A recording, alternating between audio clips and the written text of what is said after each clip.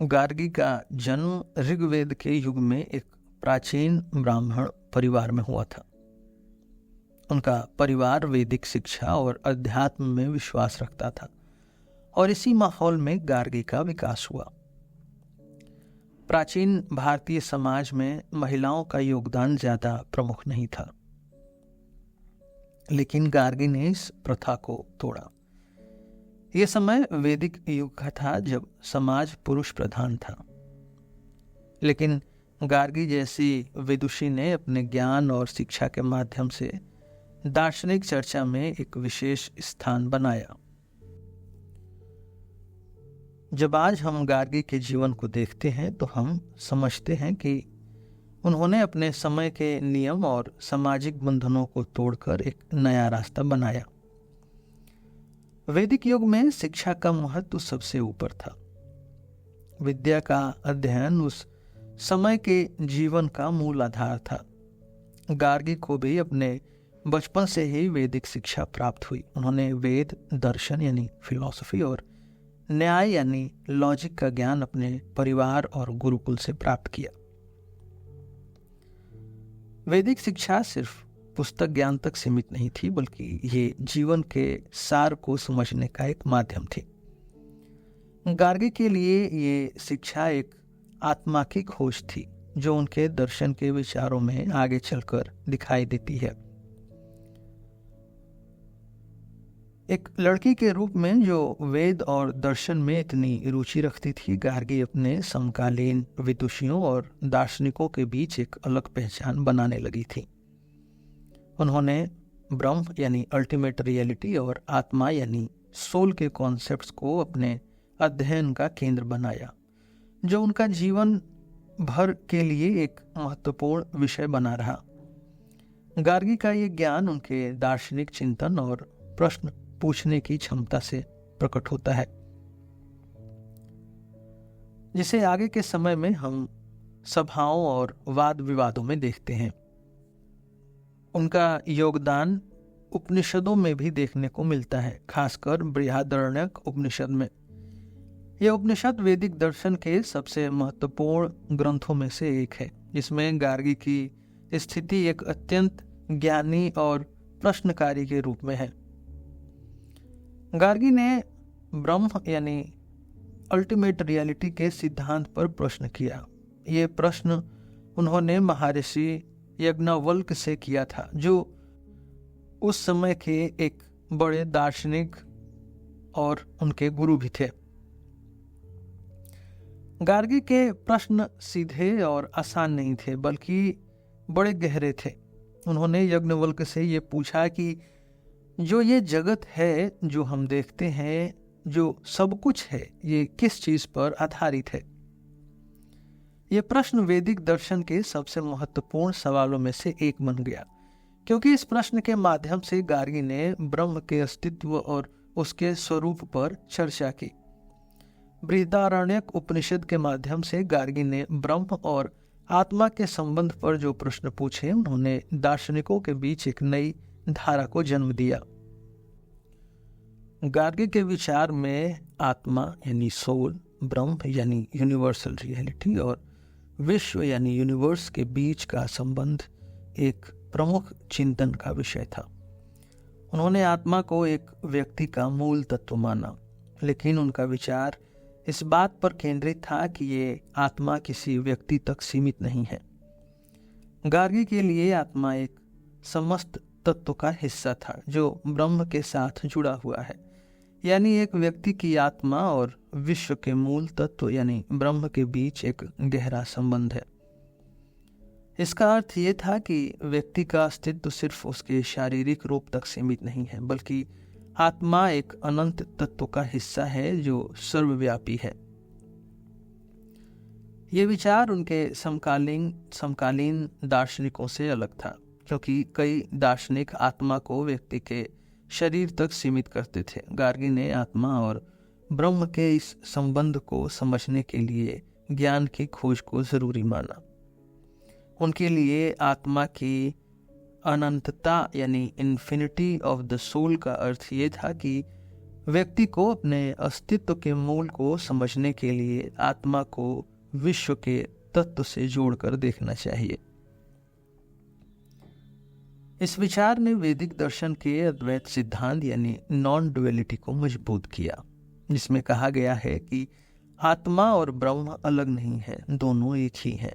गार्गी के प्रश्नों में ये बात बार बार उभर कर आती है कि ये जगत किस तत्व पर आधारित है और ये तत्व किस प्रकार से आत्मा और विश्व का मूल है। गार्गी का दर्शन शरीर यानी बॉडी, मानस यानी माइंड और आत्मा यानी सोल के संबंध को एक अलग रूप में देखता था। पंचकोश सिद्धांत, जो कि उपनिषदों में प्रमुख है, कहता है कि व्यक्ति के अस्तित्व के 5 स्तर यानी लेयर्स होते हैं। अन्नमय कोश यानी फिजिकल बॉडी, प्राणमय कोश यानी वाइटल एनर्जी, मनमय कोश यानी माइंड और विज्ञानमय कोश यानी इंटेलेक्ट और लास्ट आनंदमय कोश यानी ब्लिस और आत्मा। यह सिद्धांत बताता है कि व्यक्ति का शरीर इन 5 कोशाओं से बना होता है और आत्मा इन सभी के परे होती है। गार्गी का दृष्टिकोण इस सिद्धांत से जुड़े हुए थे, लेकिन उन्होंने इस बात पर ज्यादा जोर दिया कि मानस और आत्मा के बीच का संबंध समझना सबसे महत्वपूर्ण है। उनके लिए आत्मा सबसे ऊंचा स्तर है, सबसे ऊंचे स्तर पर स्थित है और बाकी कोशाओं का मूल उद्देश्य आत्मा के स्वरूप को समझने में मदद करना है। उन्होंने इस प्रश्न को विचारा कि अगर आत्मा ब्रह्म के साथ जुड़ी है तो व्यक्ति का मानस और शरीर इस संबंध को कैसे प्रभावित करते हैं। गार्गी ने कहा कि शरीर और मानस सिर्फ व्यक्ति के अनुभवों को सांस्कारिक रूप में समझते हैं, लेकिन आत्मा उन सभी के परे है। आत्मा का संबंध ब्रह्म के साथ है, जो अनंत है और विश्व के मूल का हिस्सा है। इस सिद्धांत ने वैदिक दर्शन में आत्मा और मानस के संबंध को गहराई से समझने की कोशिश की।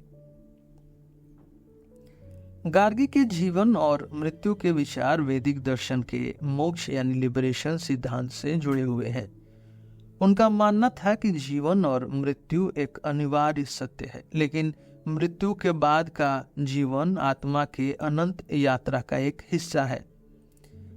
इस दृष्टिकोण में मृत्यु सिर्फ शरीर का अंत है, लेकिन आत्मा का अंत नहीं है। आत्मा अनंत है और ये अनंतता ब्रह्म के साथ जुड़ी हुई है। उन्होंने मोक्ष को जीवन का अंतिम लक्ष्य माना, लेकिन मोक्ष का अर्थ ये नहीं था कि व्यक्ति को शरीर या मानस से अलग हो जाना चाहिए, बल्कि मोक्ष का अर्थ था आत्मा के स्वरूप को समझना और उसे ब्रह्म के साथ एक रूप में देखना। उनके जीवन और मृत्यु के विचार वैदिक दर्शन के मोक्ष के सिद्धांत से जुड़े हुए हैं और उन्होंने कहा कि आत्मा अनंत है, जो कभी भी खत्म नहीं होती। मोक्ष के लिए व्यक्ति को अपने आत्मा और ब्रह्म के संबंध को समझना जरूरी है और यह समझ तभी आती है जब व्यक्ति अपने अंदर के ज्ञान को प्राप्त करने की कोशिश करे। गार्गी का विचार सांख्य और योग के सिद्धांतों से कई तरह से जुड़ा था, लेकिन उनका अपना एक अलग डिस्टिंक्ट दृष्टिकोण था। सांख्य दर्शन प्रकृति यानी नेचर और पुरुष यानी कॉन्शियसनेस के डुअलिज्म यानी द्वैत पर आधारित है, जिसमें प्रकृति और पुरुष को अलग अलग माना जाता है। गार्गी के विचार में आत्मा और ब्रह्म का संबंध द्वैत से अलग है। गार्गी के प्रश्न ब्रह्म को एक अनंत और अद्वैत तत्व के रूप में समझाते हैं, जो सांख्य के डुअलिस्टिक दृष्टिकोण से थोड़ा अलग है। उन्होंने यह प्रश्न उठाया कि आत्मा का संबंध इस सर्वव्यापी तत्व के साथ कैसे हो सकता है। योग दर्शन जो आत्मा और शरीर के संयम पर जोर देता है, ये भी गार्गी के विचारों से एक रूप में जुड़ा हुआ है। योग के सिद्धांत आत्मा को एक व्यक्ति के मूल का हिस्सा मानते हैं, लेकिन उनके लिए आत्मा का एक भक्ति और तपस्या के माध्यम से समर्पण यानी सेल्फ सरेंडर का रूप भी है। गार्गी के विचार में आत्मा का ब्रह्म से संबंध एक प्रश्न था जो भक्ति और तपस्या से परे ज्ञान और चिंतन से समझा जा सकता था। यज्ञवल्क ने गार्गी के प्रश्नों को प्रभावित करने वाला माना था। जब गार्गी ने यज्ञवल्क से ब्रह्म के संबंध में प्रश्न किए तो उन्होंने गार्गी के ज्ञान को सम्मान के रूप में देखा।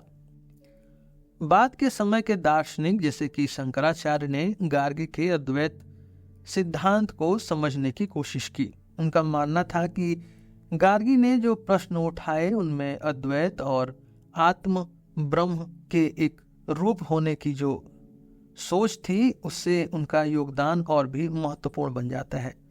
सांख्य, योग और अद्वैत के अलग अलग सिद्धांतों के बीच गार्गी का विचार आत्मा को एक सर्वव्यापी तत्व के रूप में समझता था, जो अपने आप में नया था।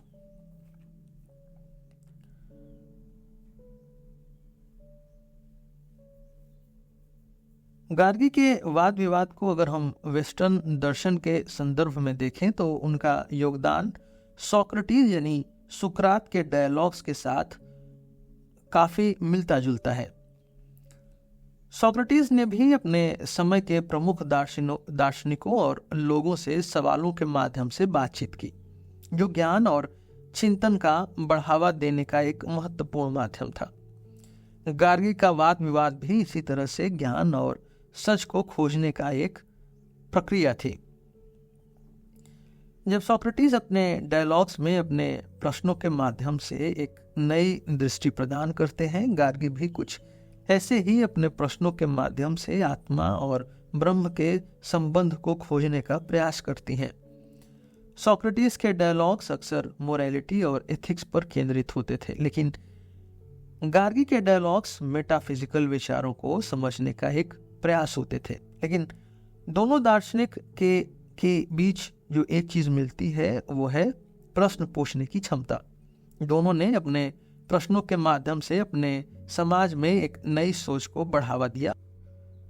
प्राचीन भारत में महिलाओं की स्थिति सामाजिक व्यवस्था के अनुसार निर्धारित होती थी और अधिकांश महिलाओं को ज्ञान के क्षेत्र में पुरुषों के समान अधिकार नहीं मिलते थे। लेकिन गार्गी ने इस सामाजिक व्यवस्था को बदल दिया। वैदिक युग में महिलाओं का योगदान ज्ञान और दर्शन में थोड़ा बहुत था, लेकिन गार्गी जैसी विदुषी ने इस स्थिति को प्रभावित किया। गार्गी का योगदान न सिर्फ वैदिक दर्शन में प्रमुख था, बल्कि उनका वाद विवाद और चिंतन उन्हें अपने समय के बाद भी एक आदर्श दार्शनिक बनाता है। सांख्य और योग जैसे दर्शनों के बीच गार्गी का अपना एक डिस्टिंक्ट यानी अलग दृष्टिकोण था, जिसमें उन्होंने आत्मा और ब्रह्म के संबंध को समझाने की कोशिश की।